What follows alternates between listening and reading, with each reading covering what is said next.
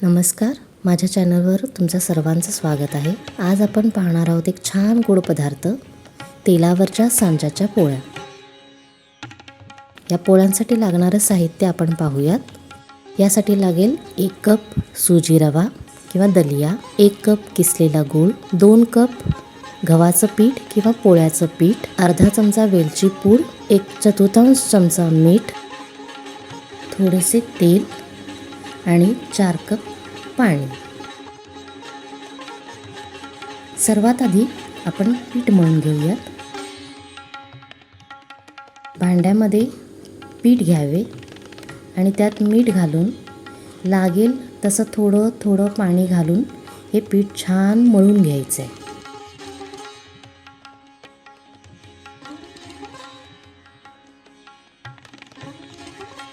आपण पोळ्यांना पीठ करतो तशी याची कन्सिस्टन्सी आली पाहिजे. पीठ छान मळून घ्या.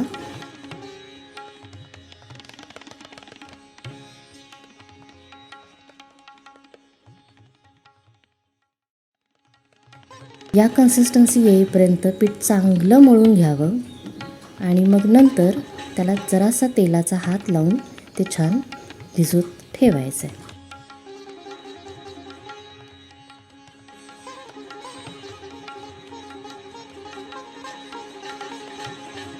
यापुढे आता आपण रवा भाजून घ्यायचा आहे.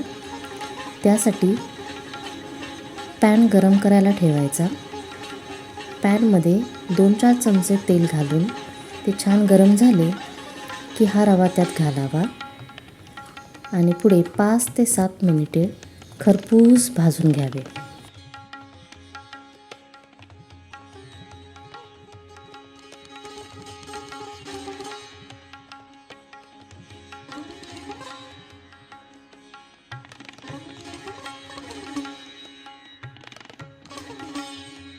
भाजून झाल्यानंतर रवा ताटामध्ये काढून घ्यावा.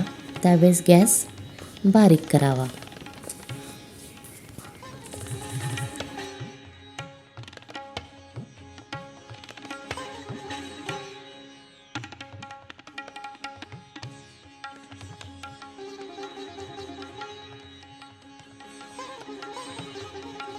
पुढे त्याच पॅनमध्ये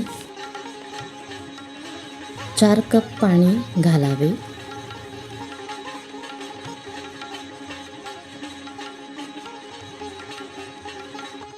आणि या पाण्यात गूळ घालून ढवळत राहावं.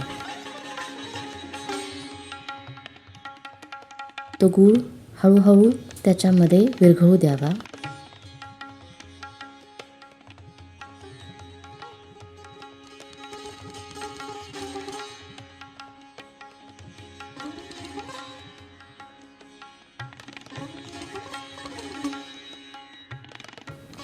त्याला चांगली उकळी येऊ द्यावी. उकळी आल्यानंतर त्यात हा भाजलेला रवा घालावा. तो छान मिक्स करायचा आहे आणि झाकण लावून हे मिश्रण शिजत घ्यायचं आहे.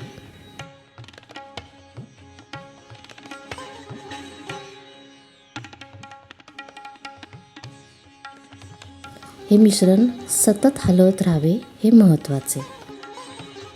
तेलाऐवजी तुम्ही तुपाचाही वापर करू शकता. रवा चांगला शिजू द्यावा.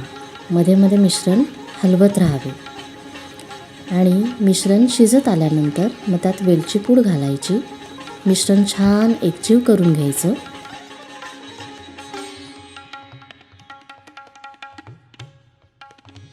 पुन्हा झाकून थोडंसं वाफ द्यावी.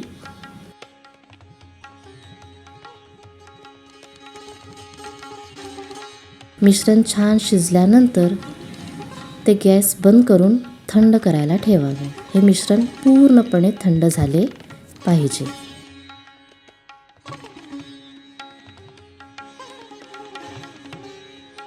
आता आपण पोळी बनवूयात. तवा गरम करायला ठेवलेलाच आहे. तो थोडासा ग्रीस करायचा आहे तेलाने.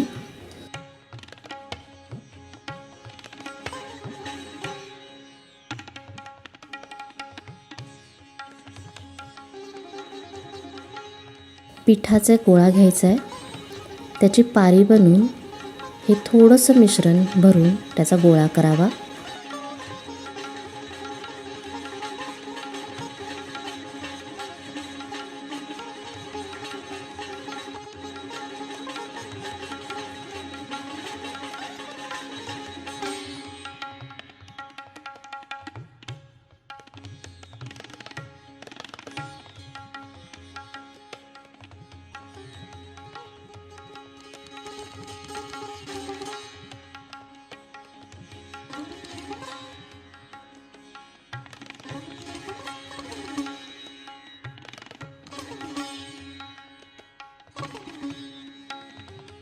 आणि तेलावर हा छान लाटून घ्यावा. अगदी हलक्या हाताने नाजूक लाटून घ्यावे. तवा छान गरम होईल. पोळी लाटून झाली की ती सावकाश उचलून तव्यावरती घालावी. दोन्ही बाजूने तेल घालून छान भाजून घ्यावी. इथे तुम्ही तूपही वापरू शकता.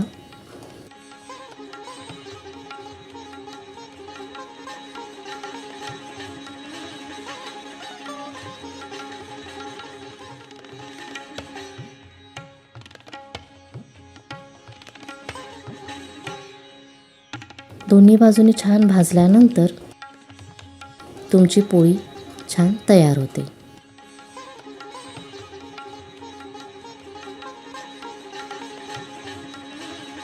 अशा झाल्या मस्त गरम गरम सांज्याच्या पोळ्या. तुम्ही करा आणि तुम्हाला कशा वाटल्या हे नक्की कळवा. थँक्यू.